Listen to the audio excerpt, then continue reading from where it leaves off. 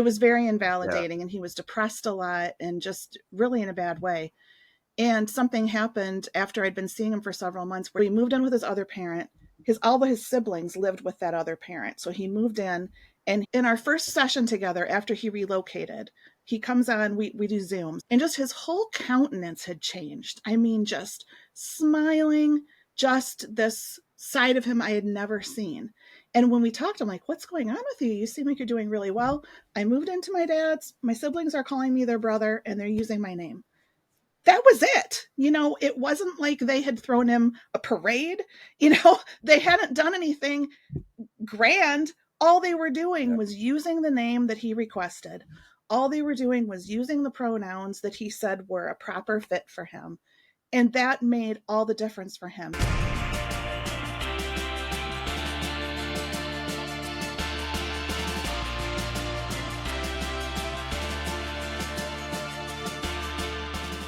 Hey Dropouts, it's Chelsea. And it's Brandon. And I'm so excited that we're here with someone super, super special, and her name is Jen. Brandon, would you please tell us a little bit about our special guest today? So we have Jen Noricks here with us. She is a queer woman and a mom of a queer teenager.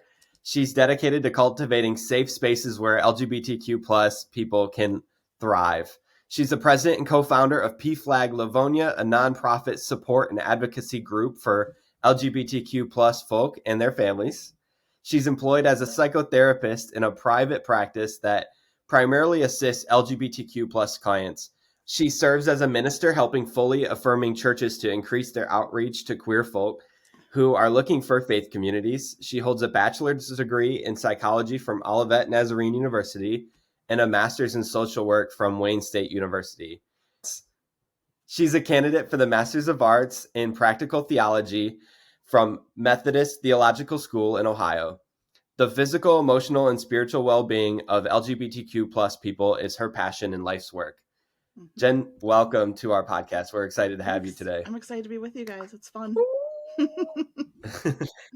Oh, Jen, that is such an amazing bio. What's the thing that means the most to you on that bio?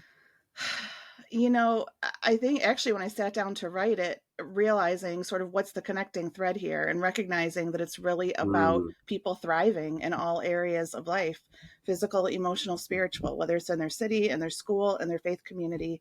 That's really what I'm committed to. So any of those things that support that vision and that dream are equally important to me. Yeah, that's amazing. So one of the things we've done, Jen, Brandon and I have had several guests on this season. And I think that, one of the questions that we open up with, because one thing you learn, especially, sitting under pastors all these years that all of us have and listening to sermons, is it's hard to listen to people that you can't relate to. And so I think we would love to just open up the episode by just kind of knowing like a little bit about your story as it connects to being a religious dropout.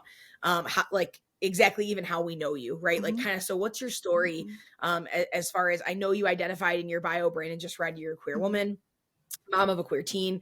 So I know that's got to play into your story, but take us back a little bit, maybe just to, what was the upbringing like? Where did the questions start, and kind of where are you now? Yeah. And I know that's a lot to ask, but just kind of give us that. How long is this episode? Yeah, no. So I was born and raised in the Church of the Nazarene, and I our condolences. didn't know that I was queer until several years ago. But I had an uncle who was gay, and I watched him walk away from church and from God, even though I think he still loved God very much. He was very angry and felt like there wasn't a place for him. And I saw him sort of be the outsider in our family for a long time. We didn't see him a lot. And then he sort of had this transformation when I was a teen, where I saw him go from being very bitter and angry and on the outside to finding that his faith was important to him and finding a place to be part of a faith community.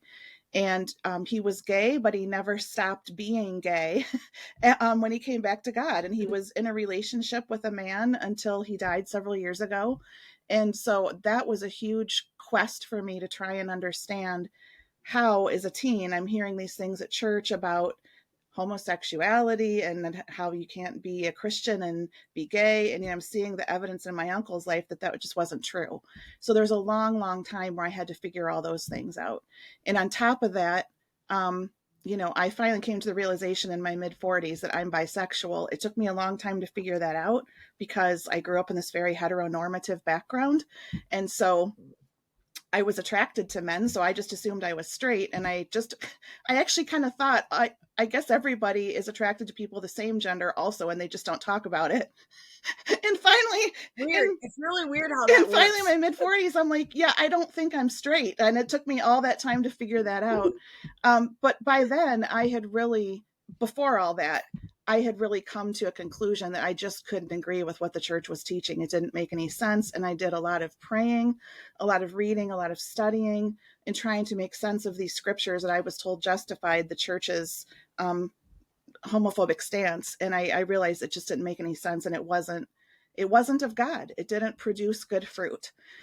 So it took me a long time to get to the point where I was comfortable saying that I was sure that the church was wrong and that I was comfortable with the idea that, LGBTQ people were just as capable of having holy and meaningful relationships with God and living in a way that that honored the love that God has for them and honored their fellow humans.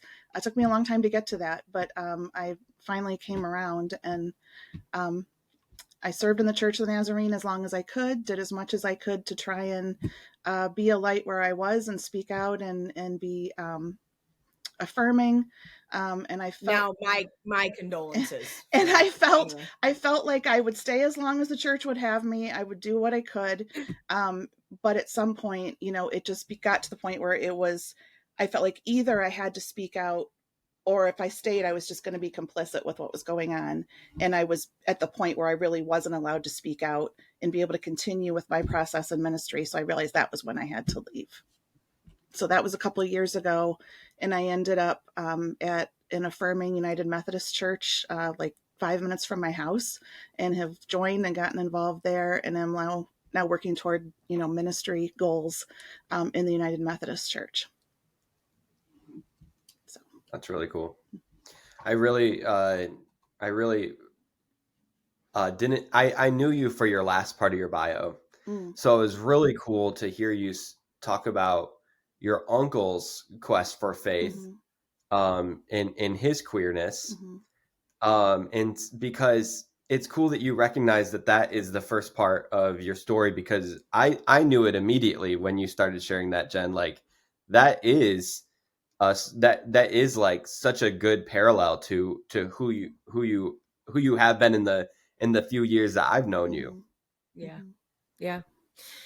One thing, Jen, that I think, and it's hard because I never just want to like dive into what we're, like, let's get to the point. Like, I don't want to do that with our conversation, but I do want to say that your bio and who you are gives us an incredible gift on the podcast, because oftentimes we get this blend of people who are like, you're a pastor, or you have experience, like one of our best friends, Courtney, was on the podcast, and she was a worship pastor. She's kind of excommunicated from the church, like, so she had that church trauma. And so, but we don't often have someone with your level of, I don't know, like, is pedigree the right term, I guess, where you come to us from like a clinical standpoint. Like, we really get to utilize your brain, and we don't get to ask you like, hey, Jen, personally, what do you think it does to someone if we choose not to use their pronouns? Like we get to actually say to you, like, no, Jen, genuinely, as a, psychotherapist, please tell me. And so there was a huge tragedy this past week. I don't know if, I think we're all aware, a 16-year-old Oklahoma high school student died. And I know that they're still kind of juggling through cause of death, but it was after an altercation had taken place in a school restroom that was over gender identity. And so this student, Nex was their name, their death has really prompted just this continuing conversation of there not being safe spaces, even in schools, not being safe spaces anywhere for the transgender community. And so it's made me want to not only take a second for us to just, if you haven't heard about that and you're listening to the podcast, please look up that story and know about the life of Next and the story, because it deserves to take a moment in your life to take space there first. And we'll post a link to that story in the show notes today. But I want to know your thoughts, Jen, on that story. I know that's a loaded question, but I also want to know, like, what is that as a psychotherapist for you? What does that say to you about safe spaces? What do you see in your line of work as far as how far have we come? How far do we have to go? Like, what can you kind of, I don't know if I'm getting anywhere with that question or if you understand, but I kind of want you to just speak to us on that for a minute. Well, I can speak to it as a psychotherapist, but also as a mom. As I said, I have a queer teen, and a lot of her friends are queer, and a lot of them are not out to their families. And so my house is a place where people come and I use their pronouns. And I specifically asked them, what are your pronouns again? And I have to ask them all the time, and they always remind me, and they're so gracious. But, you know, as a mom, that story was actually really, really hard for me to read. I read the first few paragraphs of one of the things was published, and I had to quit reading because it was recognizing that, you know, my kids' school has been pretty good. Some kids have gotten suspended for hate speech. And so I'm grateful for that, but it's also scary to know that the school policies can only do so much. And in the places where the school policies aren't even supporting kids, it's worse. And so I think, you know, the less we do to make sure that school policies are in place, and the less we do to advocate for safe spaces for kids, I think the louder the bullies get and the more permission they feel like they have. And so I feel like that's part of the reason why advocacy is so important. You know, we can say, well, my kid's school is pretty safe, it's okay. But the reality is that we have to advocate for as much good as we can. We have to advocate for the schools to do as much as they can. And it's still not going to be enough, but it's a whole lot better than not doing anything. Yeah. When you have someone that comes out, when you have someone that you start to work with that, and the term comes out doesn't feel like it's enough, when I am speaking of someone that is having what I would understand to be what they feel is their gender identity, right? As they're like figuring that out. Can you explain to us what's going on? Like, Brandon and I have never had that experience. Jen, I know your pronouns. You've never had that experience, but you understand it better than we could possibly understand it. And is there any way for our listeners, when someone is telling us they're transgender, when they're explaining that experience, is there any way, I know we're not going to nail it, but is there any way you could explain to us, like, in any kind of way, what is happening? What's the reality of what is going on there?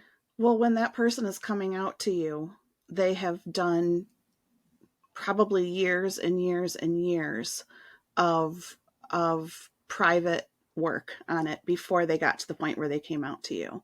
They didn't wake up this morning and decide, I think for the heck of it, I'm just going to tell you I'm transgender. They have probably agonized over what to say and when to say it. They have tried to decide who were the safe people in their lives. Those are usually the first people they come out to, are the ones that they feel are probably going to be the most likely to be supportive. And even those people, they're nervous to do that.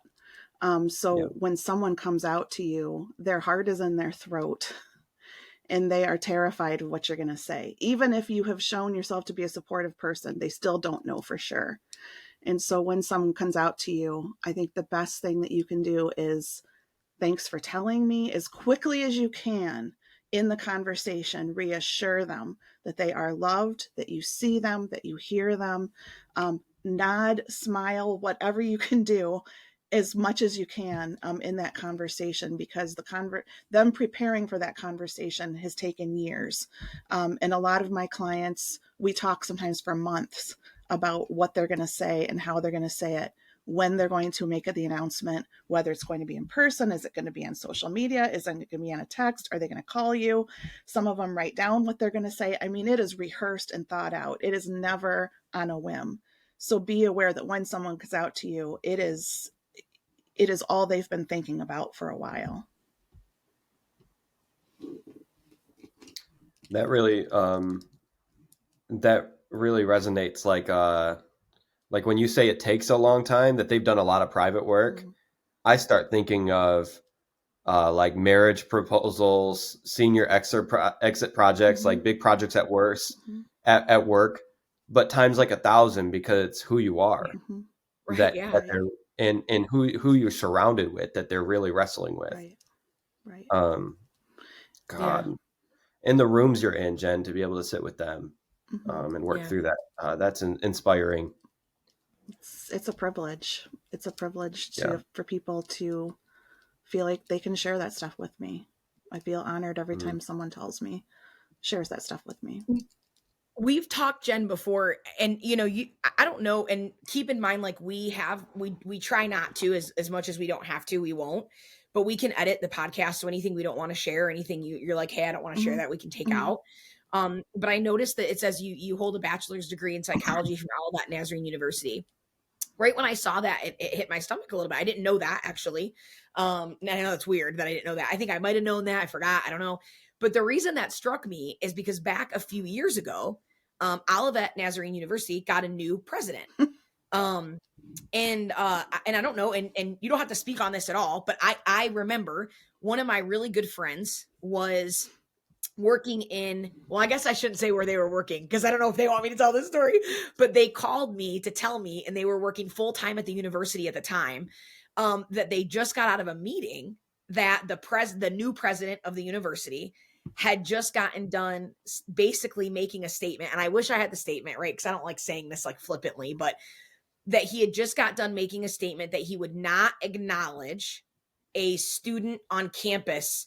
He would not acknowledge anything other than their biological pronouns. Mm-hmm. Now, you can call it gossip if you want, because I don't have the exact statement with me, but it was then actually published, the quote of him saying that. Mm-hmm. So it was then proven to be factual that this new president, which I believe is still the president now, did say that. Would you be comfortable in any way addressing your thoughts on that? Being that you hold a degree from there, and if not, that's okay. But if you are, and then could you share with us your thoughts on anybody, like without politics or where your beliefs stand, no matter what, the science behind that position? Yeah. I don't know if I told you this, but I wrote an angry letter to him after I read that. He has a 2-page letter from Jen Noricks somewhere in his email. I knew that, but I wasn't going to tell anyone that unless you were going to admit that. And I think I said it to Brandon, so he knows it too. So it was, I'm familiar, but I don't know the letter. I just know that you did. It's been a while. I haven't read the letter probably since I sent it, but it was a couple pages, and I spoke from the perspective of both an alum and as a professional, with professional skills and awareness and knowledge, and definitely offered myself as a person who would be glad to be a resource person and talk with them, and I never got any kind of reply. So shocking. It was a shocker. So yeah, it was funny. I almost didn't even put Olivet in my bio, but then I was like, it would be weird if I named my other schools and didn't name that one. So school that must not be named, we can change it. Put a little Baltimore emoji. And also another reason I didn't know I was bi for a long time. That certainly wasn't going to be a place where I recognized any, non-heterosexuality in my own life, right? That didn't help. There are quite a few students from Olivet that have also found that out right after they leave. He was going to ignore your letter whether you were straight or not. So probably so. Exactly. Yeah, but what was the second part of the question you asked me then? You were asking about so you did address him, you sent him an angry letter, but your professional opinion, like when you hear different pastors or leaders, or from a political standpoint, like I just feel like we're hearing a lot of chatter right now from different like people who stand in these positions, teachers, pastors, professionals, who are saying that they're not going to address pronouns. And I kind of just want to be like, but it's not really about your beliefs. Right.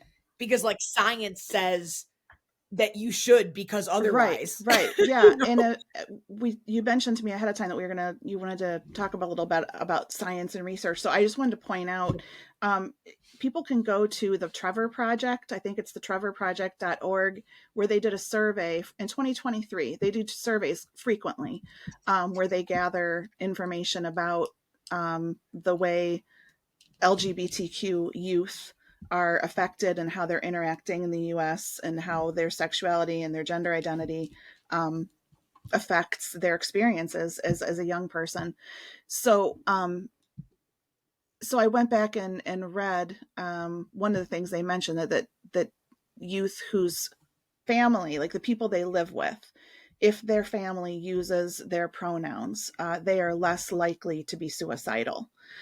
And the research backs that up, and certainly my experience, the anecdotal experience that I have professionally, I can tell you that's absolutely true. Early on in my job, the agency I work at, I've been there for 3 years, and this was really sort of my first foray into working professionally in the LGBTQ community. And I had a client pretty early on who was transgender, and he was living with his parents were divorced. He was living with his mom, and the mom was remarried. So the mom and the stepdad refused to use his pronouns, refused to use his preferred name. They kind of did a contraction of his old and new names. Like if his old name was Chelsea and his new name was Brandon, like they would call him Chandon, as if that was supposed to be good enough. And it just was hurtful and terrible. It didn't help. It was very invalidating, and he was depressed a lot and just really in a bad way. And something happened after I'd been seeing him for several months, where he had to, for other reasons, he had to move out of that house, and he had to move in with his other parent. And so he moved in with his other parent. All of his siblings lived with that other parent. So he moved in, and he said, "Oh, so now my brothers are calling me their brother, and they're all using my name." And he just, in our first session together after he relocated, he comes on, we do Zoom. So he comes on on the screen, and just his whole countenance had changed. I mean, just smiling, just this side of him I had never seen. And when we talked, I'm like, "What's going on with you? You seem like you're doing really well. I moved into my dad's. My siblings are calling me their brother, and they're using my name." That was it. It wasn't like they had thrown him a parade. They hadn't done anything grand. All they were doing was using the name that he requested. All they were doing was using the pronouns that he said were a proper fit for him. And that made all the difference for him. And I actually didn't see him for a lot longer after that. It was like once he was with this other part of other part of his family, he didn't need me anymore, which is great. I'm glad when I don't have to see people anymore in that profession, right? Yeah. If they don't need me, that's a good thing. So he really didn't need to see me anymore. And a lot of that depression was resolved just by living with people who affirmed him. And so, the statistics, the research shows that that's the case. And I have seen it time and time again, where people having their name and their pronouns respected makes a huge difference. Yeah. Yeah. It's always really, I just think it's such a trigger to me. And because it makes me just feel so dumbfounded that people have such an issue with it. I just, because a lot of things I understand. I understand a lot of hate. I've experienced a lot of hate when you work in the church. But it's just one of those things where I'm just like, man, it's such a doozy to try to really wrap my mind around the blatant, the anti, and coming into a university and saying, especially at that level of education, not saying I understand it at a younger level of education, but I am just saying at a collegiate level of education, still saying I'm not going to address it. It's just mind blowing. Right. It's mind blowing. Right. So besides addressing pronouns, like I really just feel like it's difficult. I have a couple of people in my life who are transgender that are closer relationships in my life, but I don't have any relationships day to day. I don't have anyone every single day that I talk to every single day. And so sometimes I don't always know what are the most affirming ways in some of those relationships. Like, what are the best ways I can be an ally? I know walking away from the church and full-time ministry was one way for me, because the denomination I was a part of, just like you, was Nazarene. Same with Brandon. So I know that like the one way I could represent being an ally to that community was leaving the Nazarene church, because they're not allies. But what are other ways do you think you can show that? Like, what are other things you've seen besides respecting pronouns? You know, I mean, what are other things you think are life-giving or affirming to that community? Well, that we can I'm going to go back to Ally 101, because what you're talking about with leaving the church because of that, that's an advanced move. And that's awesome. But I think some of the things for people who are newer to allyship, newer to trying to understand how to relate to the transgender people in their lives, I think one of the things that's important is to get comfortable with being uncomfortable. You know, it's not a comfortable thing for someone to come out to you. It's not a comfortable thing for them to say, please use this other name and please use these other pronouns. And so part of being an ally is recognizing this is a journey for them. And either I can be part of the journey with them, where we say, this is hard, but let's be on this together. Let's do it together. Or we can say, oh, that's too hard for me. I'll never be able to remember it, and just dismiss it. And I've seen people do that. And I think when they dismiss it, it's because they're uncomfortable being uncomfortable, you know? And so they want things to continue on the way that they are. And one of the things I've heard people say often is, well, I'll never remember. I've been calling you Chelsea for X number of years. I can't remember to call you Brandon, you know? And the thing is, when someone gets married and changes their last name, like, nobody says, oh, we're never going to be able to remember that new last name. You know, Yeah, it's or not that hard.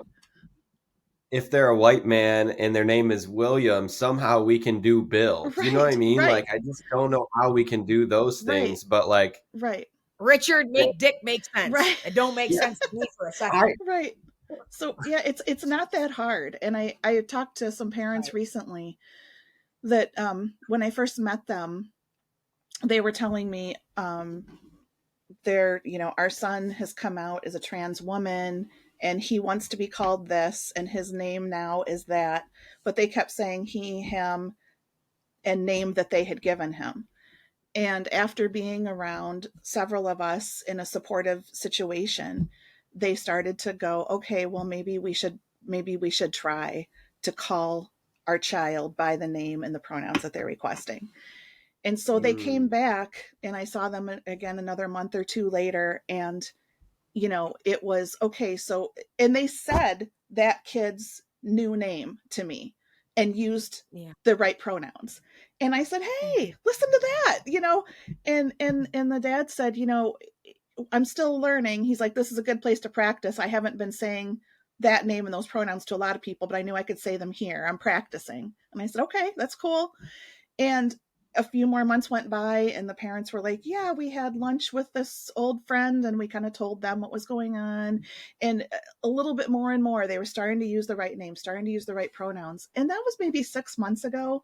And recently I saw them and the dad said, you know, that birth name that we gave our kid doesn't even feel right anymore.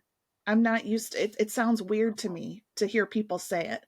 And the members of their extended family who didn't know yet that the kid has transitioned and are still referring to this kid by their old name and their old pronouns. The parents are like, that doesn't even sound right to us anymore. And so the parents have gone from, gosh, are we ready to tell our extended family this is going to be so hard, to, well, we've got to tell our extended family because this is just getting awkward. This feels weird now. So it's okay to be uncomfortable and have it feel forced at first. Really, you want me to call you Brandon when I've always called you Chelsea? Okay, I'll try, but I don't know, you know, but it's okay. Like, try it. And it's going to feel weird. It's going to feel forced. It's going to feel fake, but it's not. And it's okay to feel that way. And it's okay to admit that you feel that way. And I think a lot of trans people also, if they recognize that you're trying, they get it. You know, they understand you've called me this name for 20, 30 years and they get it. But if they sense that you're trying, that's the most important thing, I think. If you mess up, it's okay to say, oh, So she was here. I mean, sorry, he was here when blah, blah, blah, blah. Just correct yourself and go on. You know, it doesn't have to be a big deal. Oh my God, I'm so sorry. I can't believe I just said that to you. Don't do that. Don't make them more uncomfortable. Just correct yourself. Yeah. I'm sorry, say the right words, and go on with what you were saying. And so, you know, ways that we can be allies, there's many, many, many ways. But I think for people who are new to interacting with trans folks, as well, as far as they're aware, they're new to it. You've probably interacted with trans people and didn't know it. But when you're aware of it and this is new to you, it's okay to be uncomfortable, and it's okay to feel like it's forced and like you really, really have to make an effort, but it'll get easier. And as again, I think your choices are either, you know, you don't join in and you put distance between this person and yourself, and it's going to get worse. The relationship's going to deteriorate. They're going to want to spend less and less time with you. Or you can say, this is hard. This is a weird journey, but I'm here for it. Let's try it. Those are your two choices. So one moves you in the direction of health and wellness in that relationship, and it moves that person in the direction of health and wellness. The other moves to deterioration. I have a question, but I see Chelsea stirring. No, go ahead. I can wait. Go ahead, Brandon. I won't forget. That posture that these parents have to have, as much as like being uncomfortable and as like your first step can be it's so simple. Mm-hmm. Like that is very hard for people to do. Mm-hmm. I mean, I'm thinking of, and I don't want to just characterize it as like, these parents have to be Trump followers. They have to be conservatives, but I keep seeing this TikTok in my head as we've been talking, that this common trend of my pronouns are USA. I don't know if you've seen this like TikTok. Oh, Jen. No. Oh, Jen. It will show. It will show politics. It'll show politicians. Oh, geez. That will, from their campaign stages, say, my pronouns are USA. My pronouns are FU. You know, whatever they. And I'm to connect it back now. I know that's wild to just say that, but those could be the people that like you're trying to coach into saying, like, just be uncomfortable a little bit with something that like dip your toe into trying. What's that like, coaching resistance, or like, and you only have 30 minutes of contact hour with them, maybe a month? Honestly, I haven't met anybody who was that resistant, because they usually don't seek out professional help. If they're seeking out professional help, they seek out TikTok. They're at a point where they are aware I've got to do something different. This isn't working for our family. That was their toe dip in the water. Yeah. So, you know, I honestly haven't encountered anybody like that. But I think also it's easy to say those things and on a stage and rah, rah, rah and whatever. But when you're looking in the face of your kid who you love, I don't think it's as easy to do that. Some people do it. Some people say terrible things and do terrible things. Jen, that's exactly when Brandon just said he saw me stirring. That's exactly what I was thinking about, because I was sitting with Tyler last night. We were sitting at dinner, and I have no clue what provoked him. We were sitting at a restaurant, and he goes, I love this place. And I said, it's very gay. I love it here. And he's like, I know. And I'm like, of course you love it, you know, because I'm your wife and I'm partly gay and you love me. And we were just kind of laughing, right? And he said, you know, and it's so weird that it went here, but he goes, out of nowhere, he just goes, you know, I can't stop thinking about, like, there are really people that your kid will come to you and maybe they're transgender or maybe they're gay, and you will really not talk to them. You will really. And he's like, can you imagine anything that Rory could ever do not loving her? And I'm like, no, because that's like God's love, and like that's the whole fucking thing, you know, like in my head I'm like, right, no, because if you're an actual Christian, you could never imagine doing that to your kid, because you know God's love. Like, I'm like really connecting the dots with him, right?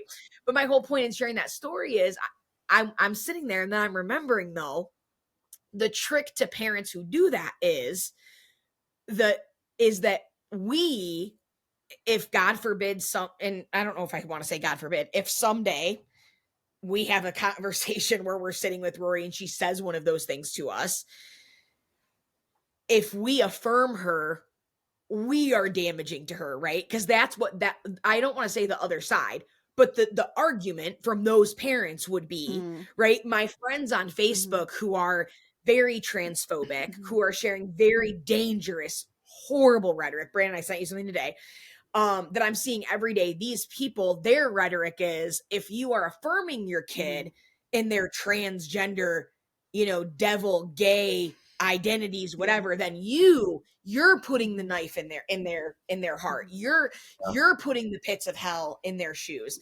And so my thought when I was sitting here thinking about that, is I was thinking, like, how do you combat this conversation of people thinking, like, because of what you do in your job and our all of us, our affirmation of these communities, like, somehow we are so far from Christ and we are the devil? And how do you juggle that with knowing if we're not doing the work we're all doing in different capacities, these kids are literally killing themselves? Right. Yeah. Like, and I'm just wondering, like, how do you deal with that and juggle with that, and how do you communicate with people to the point where it's like you have one side saying that to you, and you're sitting in your position knowing if we're not allying and affirming for these people, they are dying. So, like, I just wonder, like, what, I mean, you know what I mean? Yeah. There's so many things I could say. I think when I've interacted with parents, because I have talked to, like, we've had people who've called PFLAG, and I've talked to people on the phone who actually didn't come to any of our meetings because they probably didn't like what I had to say. And sometimes I will say things like, they'll say really outlandish things. I'm like, oh my God, that's so offensive on so many levels. What do I do with that? And, often I will go back to, well, the research shows that blah, blah, blah, blah, blah. So what I found in my work is if I can say this to someone, then that often gets a better response. And I just say things like that. And for some of them, they will key into those and it'll start to make sense to them. Others, I didn't say what they wanted to hear, and they'll probably never call me again. And so I don't know. I don't have any great, here are the tools to persuade everyone every time and win everyone over. I wish I had those tools. I wish somebody did. Like, they could make a lot of money. Same. But I think, the best I can do is share. And that's why I mentioned the Trevor Project research, because that's good basic info that you can kind of keep in your brain. And I think sharing from the standpoint of research shows this. And if you have any stories of times where you've seen that to be true, sometimes sharing a personal story will help as well. But, it's, man, I could get into so much about theology, because I think there's so much about religion that inspires fear in a lot of people, and they're afraid of God. And so they're afraid that if they support something that they've been told is wrong, that the whole thing is going to come down and they're going to be in, get zapped. And so I feel like part of it is going back to the drawing board with better theology. And so that's why, and I don't mean to take it all back to church and all that stuff, because I know you want to talk about the clinical stuff. But I think that that's where we have to get into, what is it that you believe about who God is? If you believe that God is love, that all love comes from God, that, Jesus said, I came that they may have life and have it to the full. If love, joy, peace, patience, goodness, kindness, faithfulness, gentleness, and self-control come from God, then where do we see those things happening? We see those things happening in people who are flourishing, and they're flourishing when we respect who they tell us who they are. And so to me, the theology for a lot of us that came from Christian circles and maybe still rub elbows with people in Christian circles is it's a question of, what do you believe about who God is? Because I think the way you respond to vulnerable people in your society is going to reflect what it is that you believe about God. And if you believe that God is something to be feared, you're going to respond in fear. If you believe that you serve a God who, above all else, is love, is the source of love, is love itself, it changes the way that you respond to vulnerable people. So I think, for folks who are living in that fear, I'm not sure how much you can do with that. And if they are Christians, I think talking about who God is maybe is an important step before you even get to what do you think about people being transgender. what do you believe about who God is? Because I think that's a huge part of it for the folks who are influenced by religious institutions when their thinking is developing on that stuff. Yeah. Jen, I was just going to say, you mentioned something about church, and it's so interesting because I think Brandon and I both, we get a few DMs to the Religious Dropouts page, every week, but I get a lot of DMs to my personal pages. And most of the DMs start out with people explaining how they've been outcast from the church. And then they usually end with their desperation, whether they know that's what it is or not. It's what it sounds like, to find that again. And I think so much of our community, we're on the outskirts. And I think it's beautiful when we get to talk to people like you who found a church and you found a community that's affirming and loving and whole for you, but we haven't, and we're still dropouts. And I mean, we'll be dropouts even when we find a church, right? Because religion, but the point I guess I'm trying to make is that, but sometimes when we come across good pastors and really good humans like you, there's some of us that are listening to episodes like this and we just really need a prayer. And I just kind of wonder if maybe if you have something in you where you can kind of close us out today with a prayer that our people can really hold close, and that maybe we can just have as we leave from this space together that we can have from you. I know that's a lot to put on you. That's humbling. Thank you for asking me to do that. Wow. Yeah. All right. Well, prayer. I offer you this blessing from Ephesians 3. For this reason, I kneel before God, the source of love, the one from whom every human derives their name. I pray that out of God's glorious riches, you will be strengthened with power in your inner spirit, so that Christ may dwell in your hearts through faith. And I pray that you, being rooted and established in love, may have power together with all of God's people to grasp how wide and how long and how high and how deep is the love of Christ, and to know this love that surpasses knowledge, that you may be filled to the fullness of the measure of God. And to the one who is able to do immeasurably, abundantly more than we can ask or imagine, to God be glory in the church and in Christ Jesus, and in each and every one of you, both now and forevermore. Amen. Amen. Amen. Thank you for being with us, Jen. We really appreciate it. Thanks for having me. It's an honor. Thank you, Jen. Thank you so much, Dropouts, for listening to this episode. And it's been a long time since someone's prayed over me. So I really needed that today, and I hope you did too. Thanks, blessings. Jen. Love you guys. Thanks for listening to this week's episode of the Religious Dropouts podcast. Take a moment to relax your shoulders, unclench your jaw, and take a deep inhale. As you exhale, focus on releasing any remaining tension in your physical body. We're so glad that you are here with us today for this conversation. We hope you are able to laugh, to unpack some of your past experiences and trauma, and that you are able to find some hope to look forward to the future. We'd love for you to connect with us on social media and at our new website, religiousdropouts.com. And as always, we would love for you to share this podcast with a friend or anyone you know who might need to understand how good it feels to be a dropout. You are so loved. Have a great week.